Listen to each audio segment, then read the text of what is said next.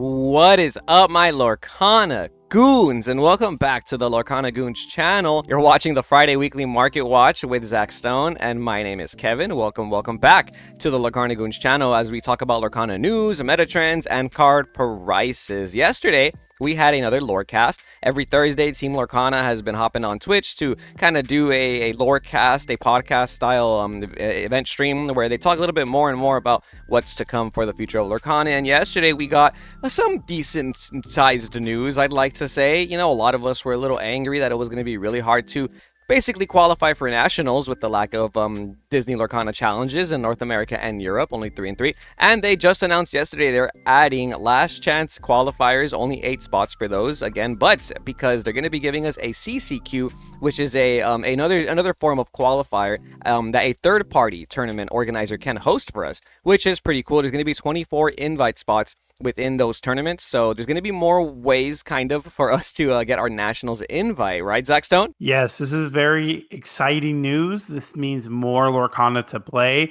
This also means more invites to Continentals, essentially, and now being called the Challenge Championships. So yeah, this is going to be a very exciting time to get back involved. I know that they're looking to start in fabled format, so like post rotation they're going to be finding third party events, basically those Charlie Collectible Show or the Southside Gaming style events, those type events. Those stores or even any tournament organizer can host events even at venue locations, right? And Ravensburger will support and promote, help market and provide invites and product with pricing and non-foil DLC challenge promos, I think is what they said on the Lorecast. Yeah. They are looking to get more involved as far as what type of qualifications tournament organizers need, as far as like what your tournament needs, what kind of marketing you guys need. Of course, you know, maybe being a part of the Ravensburger Play Hub if you are a store owner. But yeah, this is basically another way to get your invite. And I know a lot of people's goals in this game is just to get an invite to the Continentals and become the world champion. You can see when you set your goals at really high, you know what you can achieve, like DinCon Fam. Yeah, I'm super excited for this. I think this is a pretty quick response to the news we got about a week ago, a week and a half ago, where we first were told that we're going to only have 3 North American DLCs. North American, I said in quotations because there's none in Canada, and only 3 in Europe because they're adding more around the world. You know, a lot of people were a little sad because it's kind of hard to travel around the world to, you know, just to not even just to play a card game, but just in general right now. So I do like that they were kind of quick with this response, technically giving us more opportunities to earn an invite, right? So it's not just going to be the Disney Lorcana challenges now that'll get you that ticket to the North American challenge, which is kind of relieving because tickets do go on sale on the 16th. I think it's what, 11 or 12 Eastern time. So that means for us going to be around 9 a.m. or something. It's on the 16th on the West Coast over here. But I'm going to be a little disappointed if I don't get a ticket to a Disney Lorcana challenge, but at least I now know that there's going to be other opportunities outside of the challenge to possibly earn my invite. And they even went as far as to say that ideally for them, they want to host these CCQs. They want to give these opportunities to locations that aren't necessarily near the already planned Disney Lorcana challenges, right? So if you're not necessarily near the small area of like the Midwest Chicago where all the 3 North American ones are being held, you know, if you're not, more than likely they said the CCQs are going to be in the like West Coast areas for or areas where they haven't really been seeing a lot of coverage, you know, for people like Zach Stone and I, or any Lorcana goons that have been practicing for your big tournaments, like the set championships that kicks off this weekend, right, guys? You know, set championships, we're already here. Kind of crazy. We're already at the you know, the ending point of the Reign of Jafar format, man. Set championships. Let me know down below what you guys are playing for your set championship tournament. Can you believe they already have a Jafar High Sultan of Lorcana store championship promo listed on TCG Player? Kind of crazy. It's only one listing. There's no there are sales. Wow, there are multiple sales that happened already for $50 for this light played foil promo, which, you know, I'm gonna go ahead and say it. don't pay this price, it's pretty high, as we've been seeing from the last couple set champs promos. The Hero Hamada, the Scar, the Mirabel Madrigal, they kind of settle at around $30 at most. Right now, Hero Hamada sells for around 20 to 25, and same thing with the Mirabel. I think Scar is the more expensive one, but $50 seems a little bit overpriced. Yeah, it's a little too expensive. Plus, these are listed as lightly played, so they may have came a little messed up while in transit, unfortunately. But again, we're gonna see a lot more of these promos, especially more towards the end of the format when we get closer to Fabled's release. That's when we're gonna have this more flooded with the amount of Jafars that people are gonna be obtaining through all the set champs going on. But if they are available right now, and I think there is some eBay listings as well, but this is just going to be something that'll be a lot more available in the coming weeks, guys. So just kind of, I would wait. I would wait personally. Maybe if you're able to trade some stuff that you're not too, fond of keeping for your Jafars, maybe consider picking them up around like $40 in value early on, but not as high as 50 for lightly played. It's not that high at all. The Bambi Little Prince from the Reign of Jafar set, the Enchanteds, they are around $100, but I do want to mention that the listings are only at 10 right now. So we have our lowest verified at $100 plus $1.79 shipping, which is pretty much the same price as the next lowest verified. And they start to go up after your first four have been purchased. They no longer are $100; they become $120.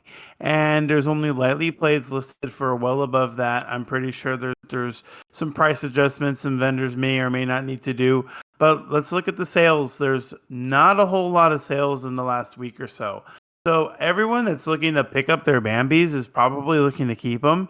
I don't see too much playability right now, but post rotation there's a chance. But Kevin, do you like Bambi? Have you ever thought about putting a couple Bambis in your Ruby M list? I tried. I've tried. Trust. I feel like every time a new set comes out, I try my hardest to make some of these enchanteds be good because I would love to play them in my deck, right? But Bambi just wasn't it. Just was not it. The card is lovely, wonderful. Huge shout out to the artist who is Aubrey Archer for this wonderful card art. But it's not my favorite card to play. I have lost to it though, like random games. My opponent playing this kind of strategy in a more super aggressive strat, right? Because it can quest for 3 unless you play a character, and if you don't play a character, like you're playing something like Ruby Sapphire, there are situations where you can't play a character that game. You're that turn. You're just playing actions, and then this card will stay on the board and quest for 3, right? So still a pretty decent legendary, a decent enchanted pool from the Reign of Jafar set, alongside maybe something like Captain Hook. This card looking like it's going up in price just a little bit this week. Zachstone market price was sitting at $71, but the lowest verified is $79.40. There's only 8 listings left. This one is by Scrub Tier Gaming for the lowest verified, but they stick around this $80 price point for a while, and they only jump up to $85 by the 5th listing. So it's not necessarily going anywhere. A lot of recent sales though.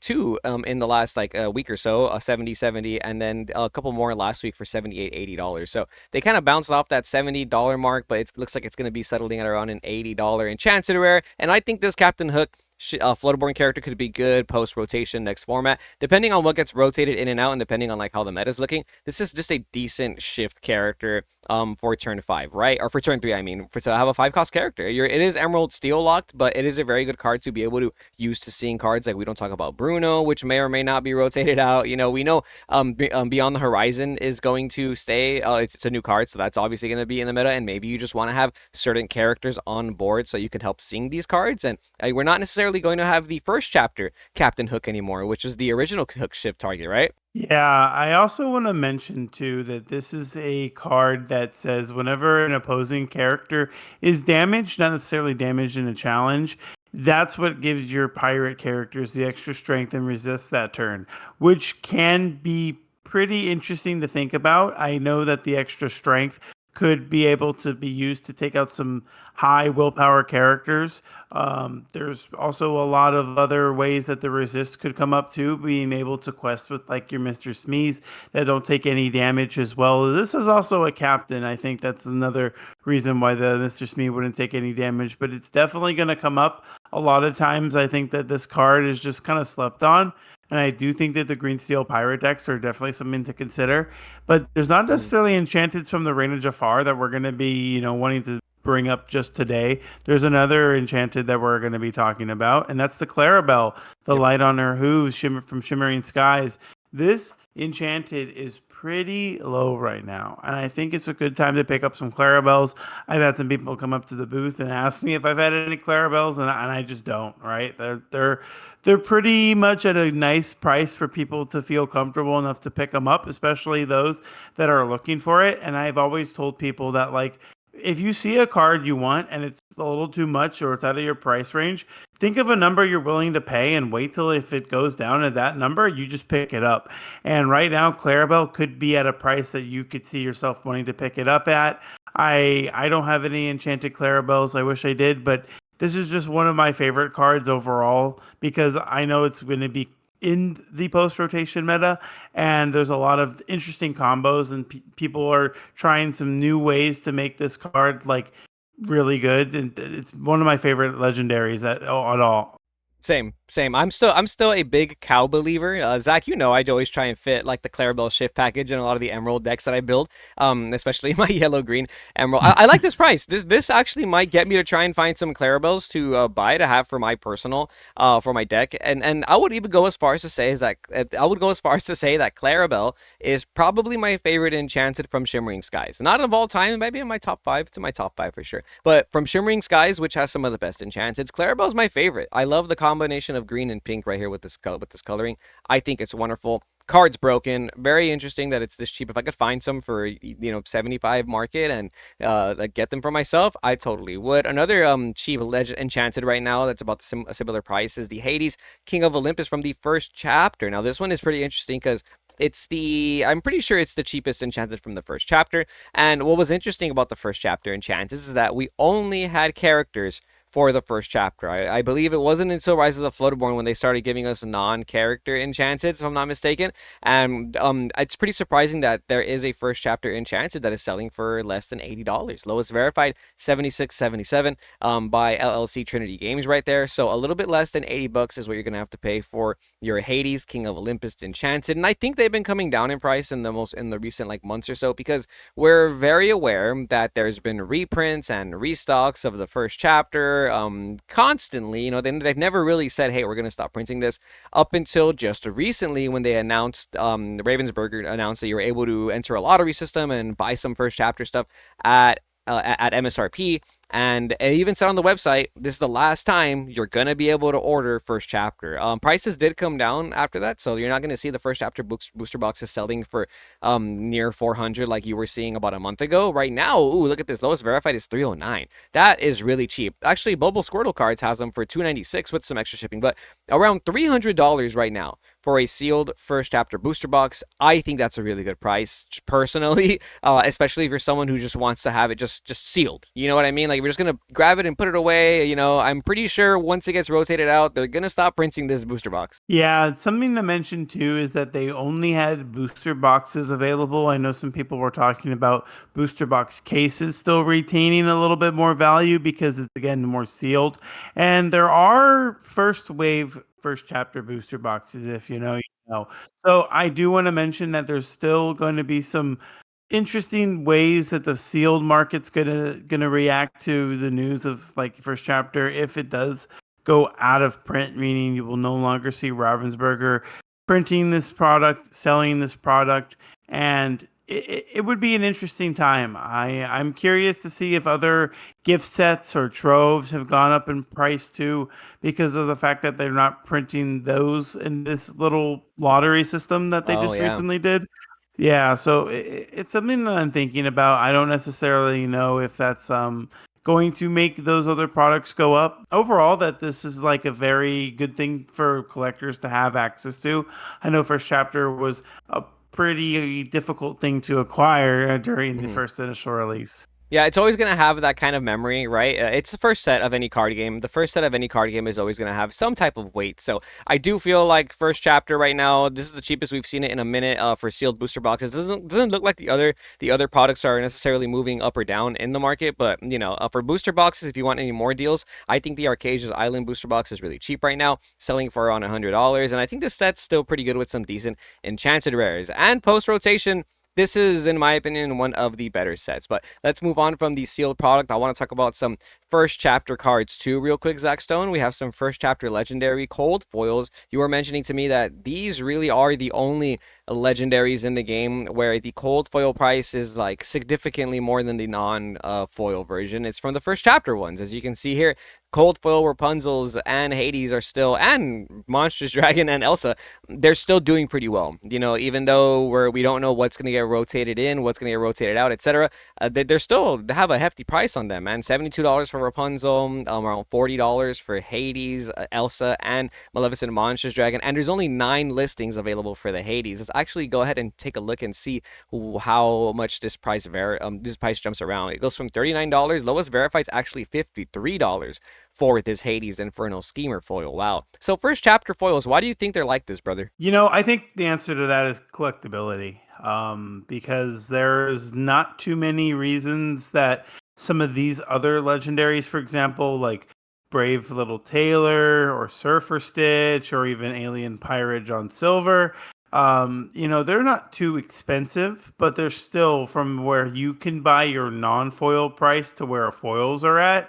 It's a pretty significant jump because I think overall that the collectability aspect for the first chapter cards, it's never going to go away. I think that going to be your best long-term hold, and there are some of these cold foils that I think are pretty cheap. So if you guys have ever needed to finish a master set, a lot of these legendaries are available at my booth at Frankenson's Collectible Show. I do vend there every Wednesday, Saturday, and Sunday. If you guys are trying to find my booth, when you walk in, there's like this big room with like some 2 giant cards, and when you walk in, I'm all the way in the corner next to the vending machines. And Kevin does have a place where he vends at. Kevin, you want to tell everyone where you're at? I do. We're at the Ninja Exchange Collectible Expo in Carlsbad, so it's like more San Diego County, a little further south from where Zach Stone is normally out. And yeah, I'm there every Friday, Saturday, and Sunday. Zach actually is going to be there Fridays too, and we do Lorcana tournaments Fridays and Saturdays. So if you guys never been there, pull up. I understand it's Set Champs weekend, so there's going to be a less Lorcana activity during this weekend. But feel free to pull up, and we can talk about the metagame. We can talk about anything that's going on in the market. We were watching Worlds there too, which is really cool. We got the little setup there. But yeah, come visit us. Huge shout out to anybody who already does visit us and watches the videos. We appreciate you guys. Zach, I know you had some shout outs you wanted to give out. So shout outs to Rick, James, Abraham, Raul, Jeffrey and Teresa, Jay, Daniel, and AJ. You guys rock. Did any of them buy these Maui Half Sharks this week for around $45? Because they've been trickling upwards back in price. Look at this, no longer less than $40 for a cool minute. I think when Lorcana like really slowed down and there was like no events, we hadn't had the world tournament yet, everyone was like feeling very like, oh my goodness, what are we doing? And people were kind of just selling their cards. So Maui Half Sharks were at least $35 is what they were looking like. Today, lowest verified, $45, Zach Stone. And they're kind of getting close to $50 if we go past the third listing. They're already at $47, $48, right? So getting very close to $50 there. Cold foils are exactly $50 by this lowest verified LLC Trinity Games. They have 4 of them for you. I think that's a pretty good deal, actually. Wow. WF Gaming Co. has only one, and they also have it for $50, but you're paying $5 shipping. So this is a really good deal, this LLC Trinity Games. Another good card I want to talk about is the Mickey Mouse Giant Mouse. Now, I'm pretty surprised that this card is still selling for around $8. This is one of the most expensive legendaries in Remain of Jafar, and I don't think I've seen anybody play it against me in real life yet. Same, honestly. I haven't seen this card against me, and I'm hoping that'll change because I do think this card has a little bit of playability just in that Emerald Steel fashion. I know that there's other Mickey Mouse characters that can play other characters for free, and that's the theme here, is that they're just trying to play their big boy Mickey, and this is the most expensive card that we have next to like Chernabog, right? But Chernabog has that ability where like it becomes cheaper if you have your characters in your discard, whereas this one is just a 10 cost card. I don't think you're ever really getting to 10 ink. I even like Sapphire Steel, if they want to like tech 1 Mickey Mouse, still won't be able to play it till like turn like 7, maybe 6 at the earliest. But it's gonna be funny when if it ever lands. You've ever if you will feel bad though if you drop like a big 10-10 Mickey and it gets let it go or something. Yeah, playing this in Sapphire Steel, paying 10 ink just for your opponent to respond with a Let It Go, a Hades, or even something to bounce it back to your hand probably doesn't feel good. So it's probably better in that Return of Hercules deck, right? I think that's kind of cool. Or with, I think it's a Mickey Mouse Inspirational Warrior that the people combo it off. Or maybe you're playing it in Ruby Steel or something, right? Which would be even harder, I think, to pull off unless you really are playing the Mickey Mouse Inspirational Warrior. But this is another card that continues to surprise me with its sales and its pricing. The Mushu Majestic Dragon still selling for at least $3. Lowest verified Alex in Wonderland. That's a really cool name. I like that. 275 with the dollar extra shipping. Then Project CCG, shout out you guys, $3 with some extra shipping. So, if you're buying one online, you're going to be paying almost $4 for your Mushu Majestic Dragons. Strength of a Raging Fire, also very good in steel decks right now. This card was selling for as low as around, it felt like I was seeing sales happen for around $5, maybe a little bit more. But lowest verified today is now 682. Quibbles TCG, shout out you guys. Then it jumps to $8 by Gigabytes Cafe. Love to see that. Even though there isn't any confirmation on reprints yet, Fabled is just around the corner. This card is from set 2.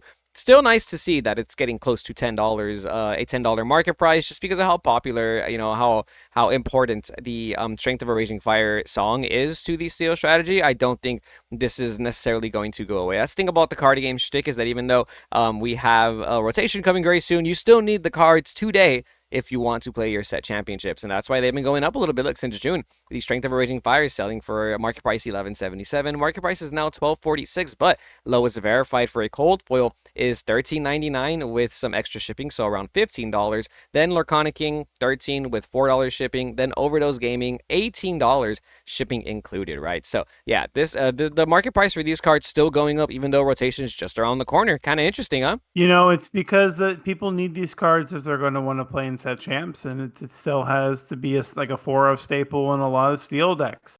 I think strength is a card that probably will get rotated back in because of how good it is. It's inkable, it's a nice removal song, and I think it's balanced. I don't think it's like overpowered in any way.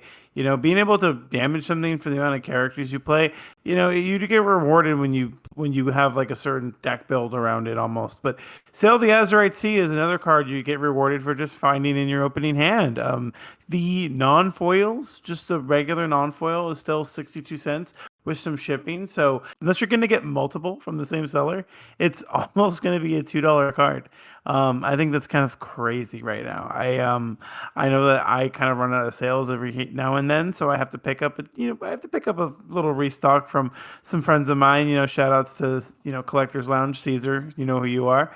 But the cold foils, again, Alex the Wonderland's got you today at 350 plus $1.31 shipping.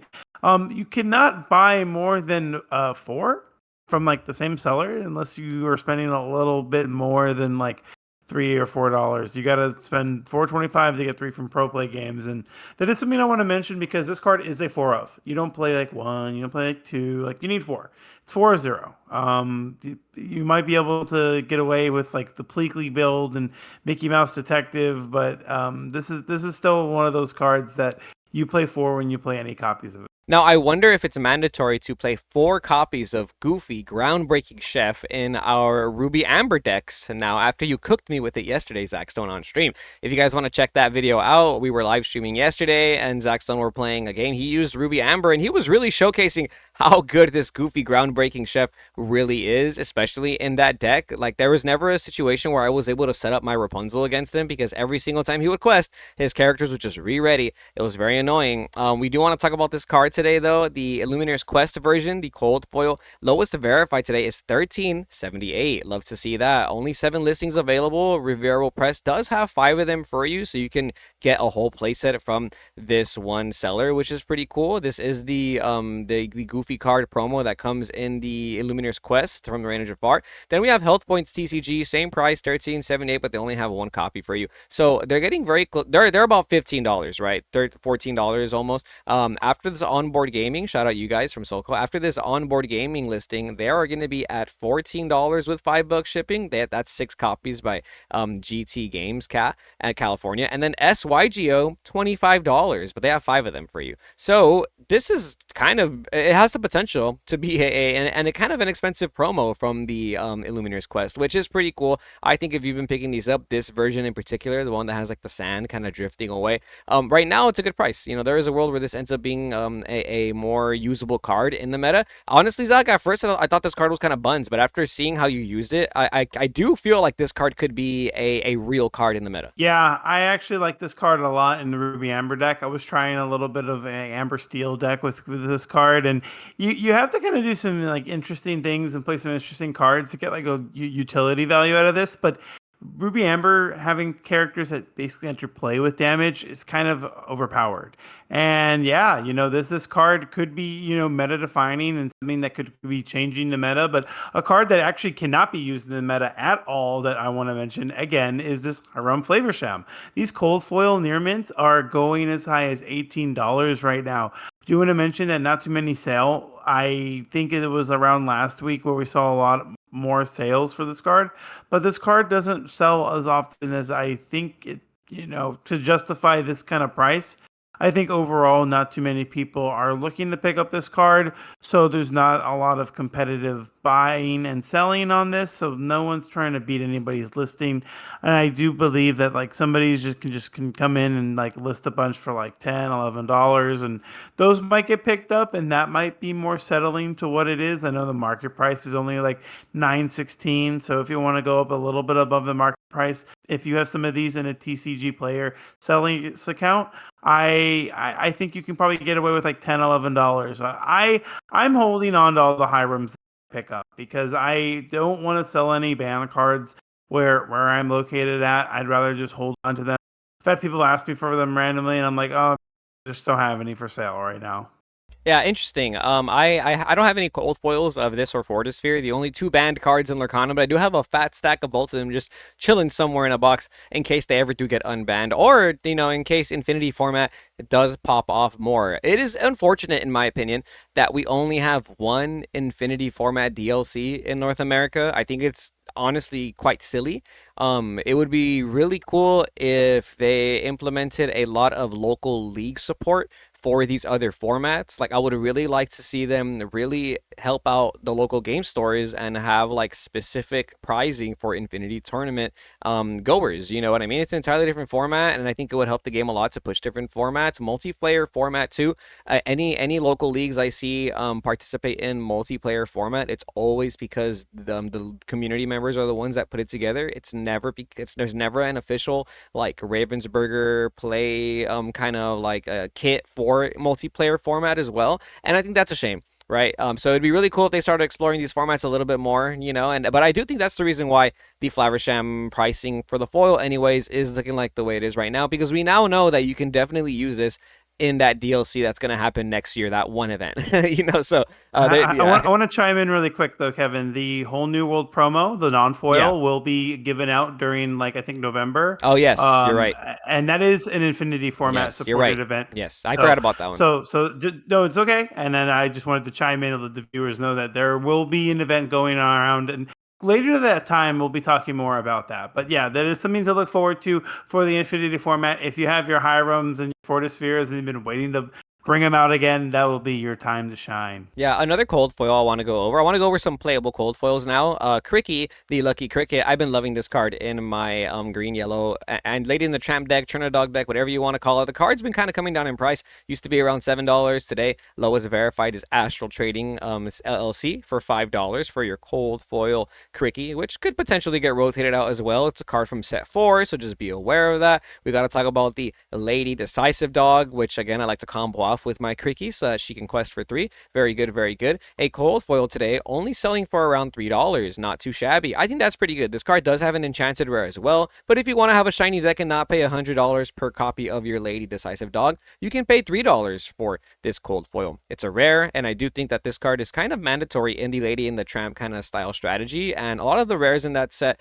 are, the non-foils are around at least $2. This one being pretty new, and the deck kind of not being super popular right now, makes them pretty cheap. So I'm personally going to be picking these up right now while they're still cheap, because I'm just very confident that that deck strategy gets way better post rotation as well. Bell, the Accomplished Mystic, cold foils today. Ooh, these have been going up in price. I think the rise of like Blurple, the Ruby Amethyst strategies, the Amethyst Steel mid range strategies that really help you move damage around have been making this card more and more popular week by week. And we're seeing this card sell for near $10 by Infinite Cards LLC, 950 right here, lowest verified. And then it kind of sticks around that price point of 950 to 960 right there. Not too shabby for your Bell Accomplished Mystics. And last but not least, Alice, the Savvy Sailor, today lowest verified, selling for around $8.10 with some extra shipping fees right there. And then it bounces off $9. We have Clementine cards for $9. The pins are out there for $7.89 with some extra shipping. So very close to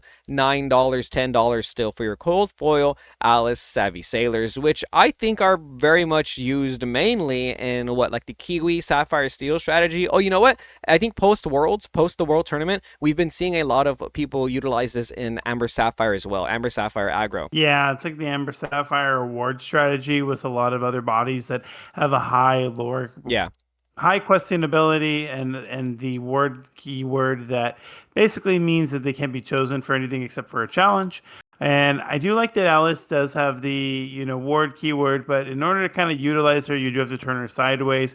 In both those strategies, you have some high willpower bodyguard characters that you can give ward. So it just makes it a little bit more of like a difficult board to get around. You kind of have to just swing your bodies into it, and some decks just don't have the high strength enough to deal with some of these cards. So yeah, the ability to just give the character not only ward but an additional lore means you can just close out those games pretty late. But yeah, this was the end of the market watch. I know that we just talked about a few little cards here and there, and nothing crazy is kind of going on in the market, but there's some things to pay attention to. We are getting some good news from, especially from yesterday's Lorecast, and remember to check those out every Thursday. I think it's 10 a.m. Pacific Standard Time. So make sure you guys know the time zone differences from where you're located at and tune in, because we get some news that does change the market and get some people excited about the game again. Yeah, I 100% agree. I think the game is obviously still alive and well.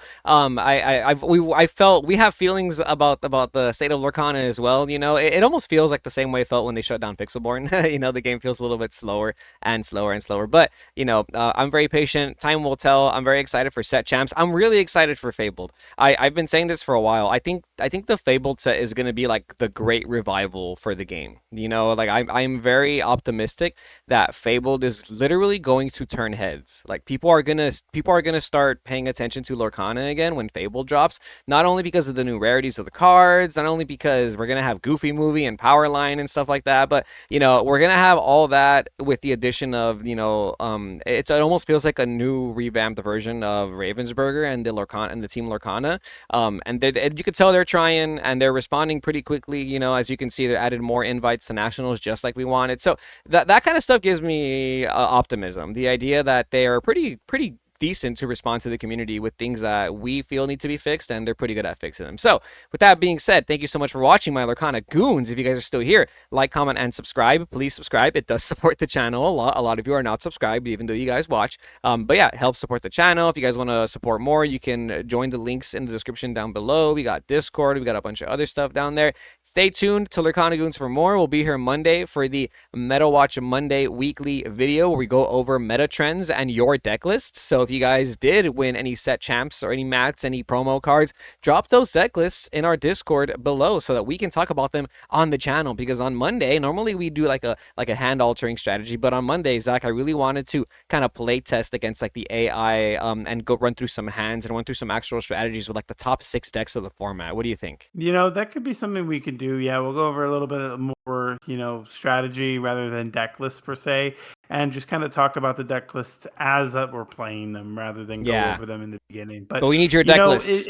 We need your deck it's something lists. that we're looking for feedback on too. So let us know down in the comments below if that's something you guys would prefer more of the Meta Watch Mondays. If you guys are a viewer of both the content here for the Market Watch and for the Meta Watch, do let us know down below in the comments. Again, make sure to get in our Discord server. That way you can drop your deck list down below in the deck list discussion.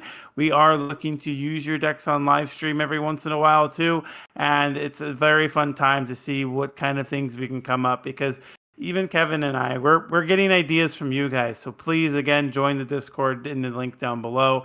And once again, stay tuned to Lorcana Goons. And we'll see you goons next time.